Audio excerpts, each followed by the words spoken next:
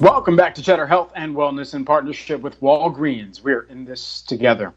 Well, next up, May is Mental Health Awareness Month, and as it turns out, your physical health is a big part of maintaining your mental health.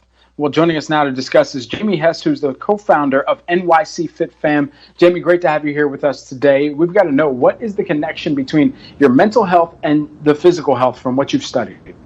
Yeah, absolutely. With the United Nations releasing a report just last week that we're going to see an uptick in mental health battles and struggles coming up pretty soon, do not underestimate the connection between even just getting out and taking a walk outside and your mental well-being. It's actually been proven that physically active people have a 30% decreased risk of becoming depressed than those that aren't.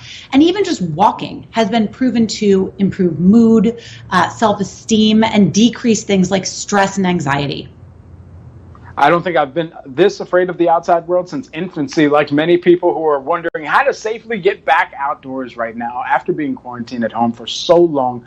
What advice do you have for us, for those who want to get moving? I want to go back outdoors. I want to get moving. I want to exercise. How should we do this safely? Yeah, we all do, right? So there's really two answers here. Don't be afraid of the outside, but also have the right amount of safety and precaution, right? Walking, jogging, even cycling are always going to be kind of your easiest, most basic points of entry to just get out there and get your body moving. In fact, just walking for 60 minutes can actually burn up to 250 calories. So get out, embrace the sunshine. The good news is experts are saying there is a rather low risk of disease transmission from just walking by or jogging by somebody else in an open space. Now, that is not to say that there is no risk. So safety first. Okay, and so when we think about practicing and staying outside, practicing the best kind of social distancing while running or walking outside, how can we do this without exposing ourselves? Yeah, there's a few best practices I want to mention. So first up, still maintain that safe social distance. And when we hear social distance, we think 6 feet. When you're running, it should actually be more like 10 to 12 feet. The reason is we breathe harder when we run, so water droplets can go a little farther into the air. If you are running behind someone else, try moving to the other side of the road or the other side of the path if you're coming up behind them. There have been reports that there's actually something called a slipstream or kind of a breath cloud, and you want to avoid that. Next up, try running early in the morning or late in the evening. Don't be surprised if you get to your favorite running track on a nice day and it is packed.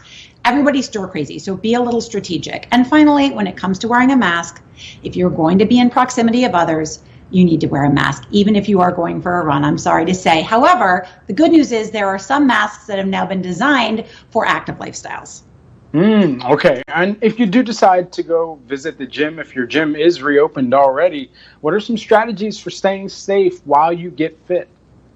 Well, I want to say first and foremost, gyms are historically a breeding ground for germs. So be careful, right? Just be careful. If you are in a place where gyms have reopened, use extreme caution.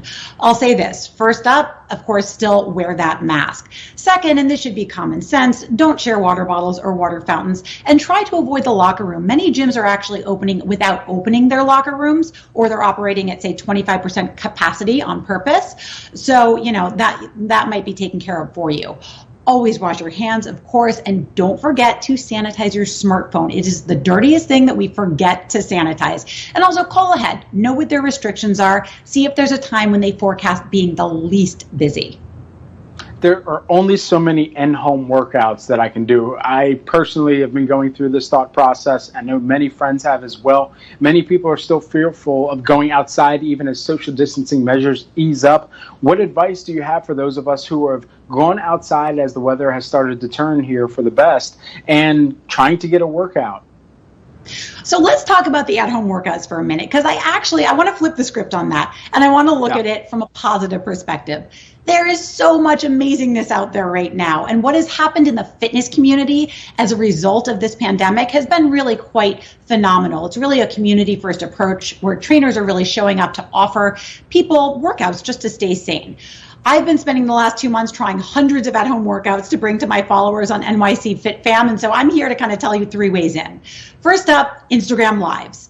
There's so many great things out there. Make sure you're following your favorite trainers, your favorite studios. They tend to start those classes at the top of the hour. So if you don't know how to find them, try logging on at 7 a.m., 8 a.m. There's actually a great trainer named Isaac Calpito. It's at Isaac Boots. He does one every day at 11 a.m. that thousands of people join every day, including tons of celebrities. So a really fun community has been born from that. Next up, you have fitness apps. The pro is that it's on demand in your hand. The con is that there's a subscription fee usually, but if you find one that you love, pay the subscription. Then you have a reliable source of a workout every day. And finally, Zoom workouts. This is such a cool thing that's kind of cropped up, and I'm loving them, and I'll tell you why. It gives you a measure of accountability, so it gives you a start time, because I sometimes need that, and then it also gives you that group vibe, so you get to see the other people working out and sweating with you, and I miss that class environment. Absolutely. Jamie Hess, co-founder of NYC Fit Fam. Great to get those tips and advice from you. We appreciate it. We'll have to check back in after the pandemic.